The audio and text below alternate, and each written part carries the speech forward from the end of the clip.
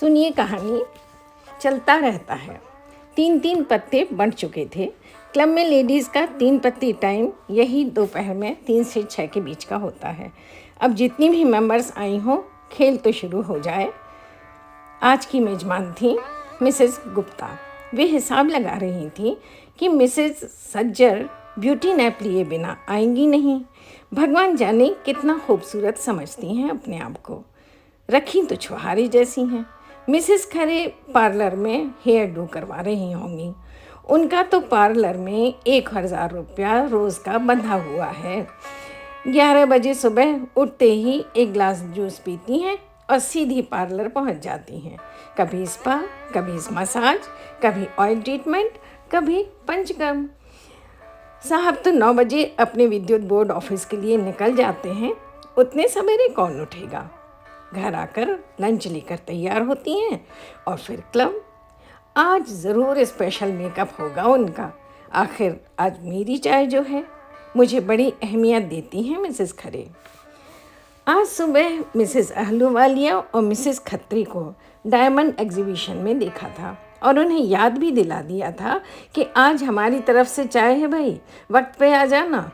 पर दोनों तो दीवानी हैं हीरों की। भगवान जाने अब तक बाहर निकली भी हैं या वहीं जमा हैं। अब भैंस गई पानी में कहावत को बदल कर देना चाहिए, मैडम गई मॉल में। कब निकलेंगी कोई नहीं कह सकता। एक के पति कॉन्ट्रैक्टर और एक के रोड इंजीनियर। बड़ी छनती है दोनों में। टेंडर भी निकलने वाले हैं। मैं तो बस एक कंगन उठाकर निकल आई थी एग्जीबिशन से। मुझे तो सोना देखकर उबकाई आने लगती है। क्या पीला पीला, जैसे गोल्ड सूख हो। मुझे तो प्लेटिनम या वाइट गोल्ड ही जमता है। खास भी तो लगना चाहिए। लोग क्या कहेंगे। चीफ कंजर्वेटर की बीवी और मिडिल क्लास वालियों के समान सोना चांदी डटा लेती हैं। मिसेस कश्यप की बेटी की शादी है। उनकी यहाँ तो सास जेठानी सब धमक चुकी हैं, पर क्लब नहीं छोड़ने वाली हैं मिसेस कश्यप। जब तक ताश के हुक्म चिड़ी ना देख लें, उन्हें तो खाना ही नहीं पचता। आती ही होंगी, बड़ी दमखम वाली हैं। शक्ल देखो उनकी मुटल्ली बेटी को, पर पार लगा ली। अभी 1 करोड़ लगाकर गुड़गांव से बेटी की सगाई करके लौटी हैं। कहती हैं डेस्टिनेशन मैरिज करेंगी, इसीलिए हिमाचल में रिजॉर्ट भी बुक कराई हैं।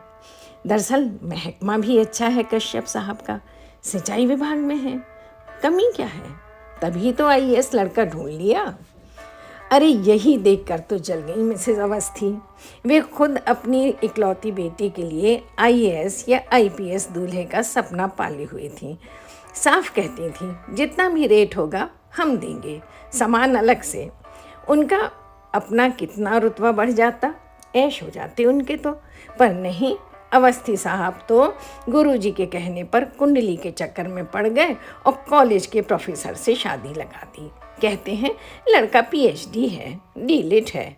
अब हमें क्या डिग्रियां चाटना है। न सरकारी बंगले, न बत्ती वाली गाड़ियां, न वर्दी वाले ड्राइवर, न पावर, न सैल्यूट। अब पावर ही नहीं है तो कमाई किस चीज़ की। कहने को अवस्थी जी शिक्षा विभाग में ऊंचे पद पर हैं, पर सिविल सर्विसेज वाली वो बात कहाँ। काश कि हमारी भी अरमान पूरे हो जाते। बड़ी कोफ्त खा रही थी मिसेस अवस्थी। अब आज देखें क्लब में आती भी हैं या नहीं। मिसेस परनंदीकर तो अभी पहाड़ों से लौटी ही नहीं। हर गर्मी में उनके और उनकी बेटी के लिए कॉटेज बुक रहता है पूरे 1.5 महीने के लिए। कलेक्टर साहब तो 3 दिन ही छुट्टी बिता के लौट आते हैं। पर मैडम का कहना है कि जब से बेटे के पास कनाडा रह के आई हैं, यहाँ की गर्मी बर्दाश्त ही नहीं होती। बंगले में 14 AC लगे हैं तो क्या। मिसेस शीशे वाला का तो डाउट ही है। कल उनके यहाँ किट्टी पार्टी थी। सुबह 4 बजे तक पार्टी चली होगी। बोतलों पे बोतलें ढली होंगी। सोकर 1:30 बजे तक तो उठ ही जाएंगी। खुमारी टूटेगी तो आ सकती हैं। आबकारी में नए आए हैं मुंबई से। उनकी पसंद ही अलग है। महिलाओं से मिलना जुलना आउट ऑफ फैशन मानती हैं। मिसेस गुप्ता इसी उधेड़पन में ही लगी थी कि मिसेस भाटिया आती दिखी। बड़ा बढ़िया सूट डाल रखा था। चुन्नी ही कुछ ना हो तो 15,000 की तो होगी। सैंडल्स भी 10-12 से कम नहीं थे। चंडीगढ़ जाती हैं तो एक से एक बढ़कर डिज़ाइनर सूट उठा लाती हैं। कभी ऋतु कुमार, कभी रोहित बल, कभी सव्यसाची। परफ्यूम का झोंका आया तो ताश में मशगूल देवियों ने भी निगाहें उठाकर देख लिया। किसी ने कॉम्प्लीमेंट दिया तो कहने लगी, अरे कोई नहीं जी, ये तो ख़ास थोड़ी है, सस्ता सा है, 32,000 में आ गया। हमारी तो सब जगह पहचान बन गई है। हमारे भाटिया साहब सचिवालय की तरफ से सरकारी टूर पर पूरे हिंदुस्तान में जाते रहते हैं। हम भी साथ चल देते हैं। अरे फ्लाइट से आना जाना है, कौन सा ट्रेनों में धक्के खाना है। जो जहाँ का बेस्ट होता है उठा लेते हैं। हंसी की एक नई आवाज़ ने सबका ध्यान अपनी ओर खींच लिया। मिसेस गंगवानी थी। सुशीला पिंक रंग की दमकती साड़ी, चमकता हार, झमकते झुमके, खनकती 30-30 चूड़ियाँ, जैसे कोई दुकान चली आ रही हो। हंसी का प्रसंग बतलाए बिना शुरू हो गई। अब आप लोग देर से आने का इल्ज़ाम हमें मत दीजिएगा। बड़ी हमें क्या पता था कि मिनिस्टर साहब आएंगे तो उनके बीवी बच्चों को लेकर हमें ही मंदिर मंदिर भटकना पड़ेगा। बहुत मानते हैं मंत्री जी हमारे इनको, कहते हैं राजधानी आ जाओ, वहीं कोई पोस्ट निकाल देंगे तुम्हारे लिए, और नहीं तो यहाँ जैसे म्यूनिसिपल कमिश्नर ही बने रहना। हमने तो कह दिया गंगवानी साहब को कि हम ना अपना ये क्लब छोड़ेंगे ना अपनी सहेलियाँ। ठीक कहा ना जी? 2-4 जो सुन रही थी कहने लगी, हाँ जी ठीक तो कहा है। अब सब कनखियों से एक दूसरे का साज सिंगार और औकात तोल रही थी। मिसेस अहिरवार अपने आईपैड पर साथ बैठी मिसेस यादव को व्हाट्सएप पर आए किसी चित्र या चुटकुले को जिस तरह मुस्कुराहट दबा दबा कर दिखला रही थी, उससे ही लगता था कि वह दबा कर दिखाने लायक ही था। सेल टैक्स के एडिशनल कमिश्नर हैं अहिरवार जी। नए गैजेट्स बाज़ार में बाद में और अहिरवार जी के यहाँ पहले आते थे। आज मिसेस गौतम का मूड उखड़ा हुआ था।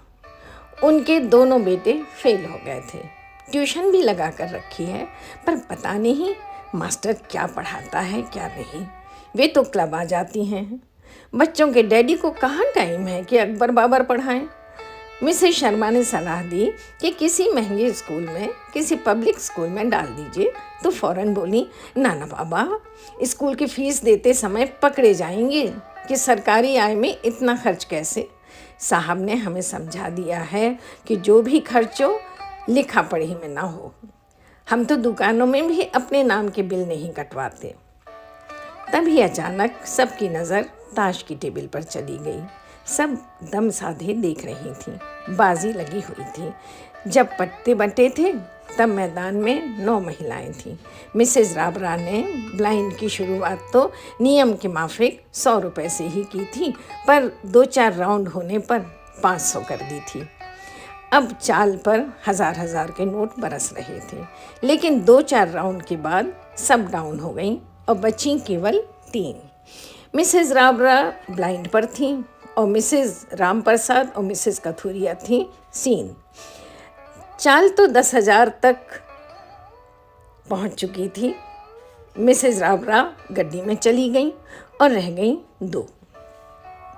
मिसेस रामप्रसाद के पास थी लाल पान के इक्का बादशाह बेगम की कलर सीक्वेंस और मिसेस कथूरिया के पास थी ट्रेल। बेशक थी छोटी छक्के की, पर जिगरा चाहिए टक्कर लेने। कोई पीछे नहीं हट रही थी। आखिर मिसेस गुप्ता ने ही आकर शो मांगने कहा, क्योंकि चीफ गेस्ट के आने का समय हो रहा था। मिसेस रामप्रसाद ने शो मांगा और लो हार गई। मिसेस कथूरिया ने टेबल पर पड़ी विनिंग समेटना शुरू की। पूल में 3-4 लाख तो होगा ही, तकरीबन 2.5 लाख तो मिसेस रामप्रसाद का ही था। पर कमाल कि कोई शिकन आई हो मिसेस रामप्रसाद के चेहरे पे। कहने लगी, हमरे मिस्टर जी तो हमें कह दिए हैं कि 10-5 लाख के नोट रख के ही जाया करो क्लब में, तुम का किसी से कम हो? हम जूनियर इंजीनियर हैं तो कब हुआ? साहब तो है ना। पहले तो लोग हमारे पास ही आता है, फिर ना बड़ा साहब के पास जाएगा। तुम भी ठस्से से सबकी बराबरी पे रहो। जैसे पैसा कमाने में हुनर दिखाना पड़ता है ना, वैसे ही खर्चने में भी। हमरे ये तो बच्चा लोगों को भी अभी से सब गुण सिखाई दे रहे हैं।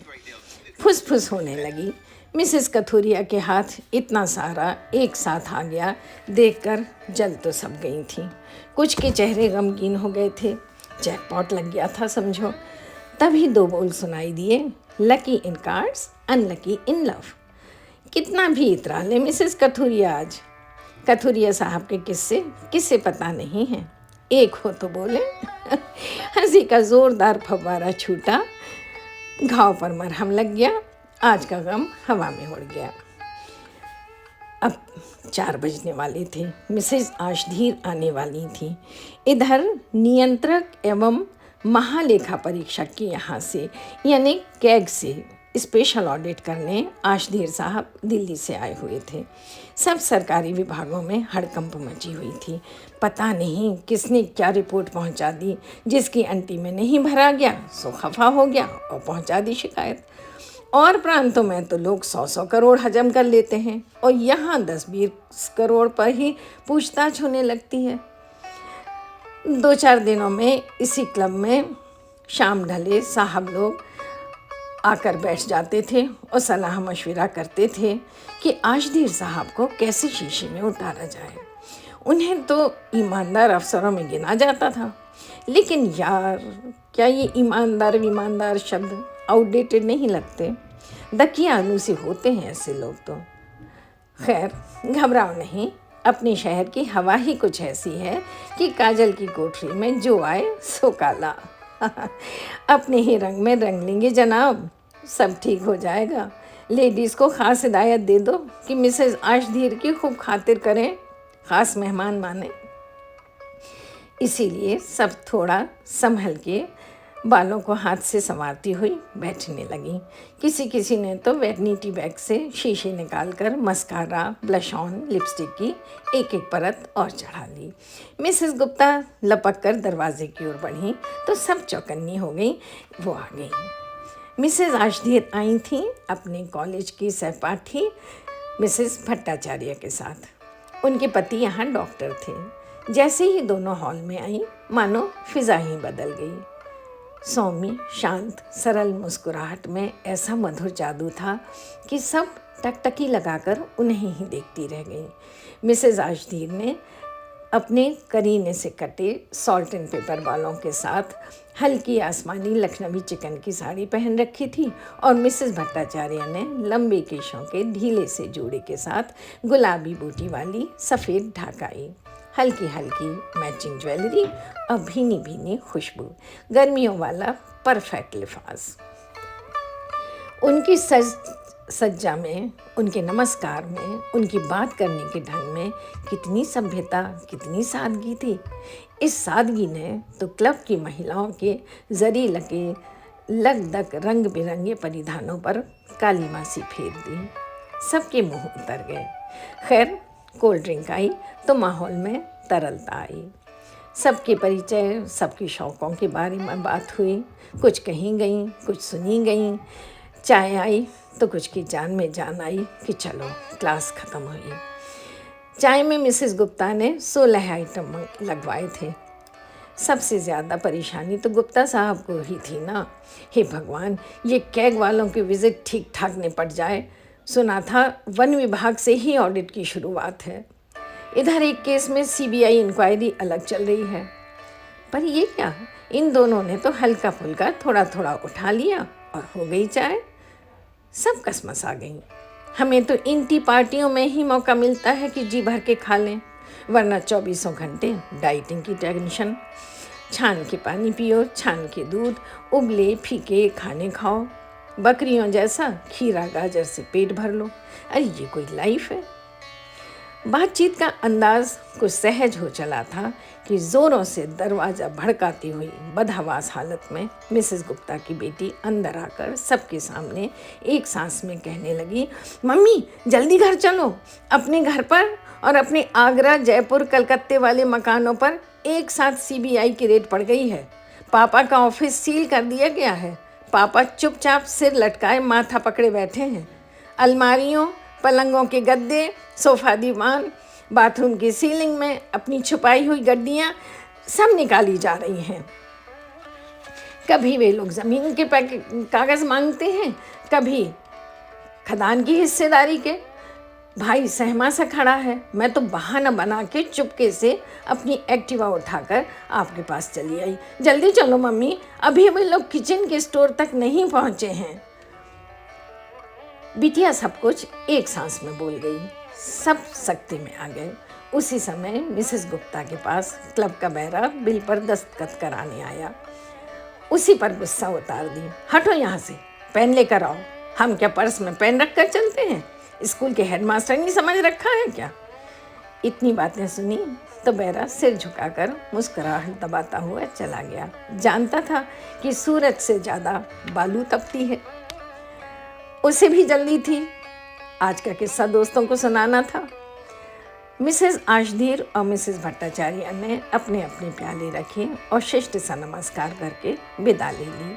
कुछ और महिलाएं भी खिसक लीं। कुछ को अपनी खुशी से छुपाना थी, कुछ को यही समाचार आगे बढ़ाना था और कुछ को अपनी फिक्र लग गई थी। 8-10 फिर भी बैठी थीं। आपस में बातचीत करके ही तो सदमे से निकला जाएगा। किसी ने किया, किसी ने हाय हाय। फिर बैरे को आवाज़ दी कि और एक कप गर्मा गर्म चाय हो जाए। पिछली का तो स्वाद ही कड़वा हो गया। मिसेस कथूरिया को आज सब कुछ हरा हरा लग रहा था। बिल्कुल लाइट मूड में थी। कहने लगी, इतना क्या टेंशन में आना यार, ये सब तो चलता ही रहता है। जैसे नंगों के यहाँ चोरी नहीं होती, वैसे ही दाल रोटी वालों के यहाँ भी रेड नहीं पड़ती। कुछ दिन पेपर में आएगा, सवाल जवाब चलेंगे, नाम उछलेगा, 10-20 दिन हवालात में भी रह लेंगे तो क्या हुआ, फिर निकल आएंगे। अरे क्या टूर पे नहीं जाते, लौटकर फिर घर ही आते हैं ना। वैसे ही समझ लो। मैं तो कहती हूँ नो रिस्क नो गेम। इतनी रिस्क तो लेना ही पड़ती है। कुछ दिनों में मामला ठंडा हो जाएगा, सब भूल जाएंगे, ज़िंदगी फिर वैसे ही चलने लगेगी। बल्कि अब मुंह से नहीं कहना पड़ेगा कि साहब की पसंद क्या है। सबकी समझ में आ जाएगा कि साहब से कैसे काम निकलवाना है। भाई जो नाम वाले होते हैं वही तो बदनाम होते हैं। काले धन से ही सफ़ेद कॉलर पर कलफ चढ़ता है, यूं कहो। और देखो, तलवार हमारे सिर पर ही लटकी रहती है। परिवहन विभाग में है कथूरिया साहब, पर इतनी सीरियसली क्या लेना यार।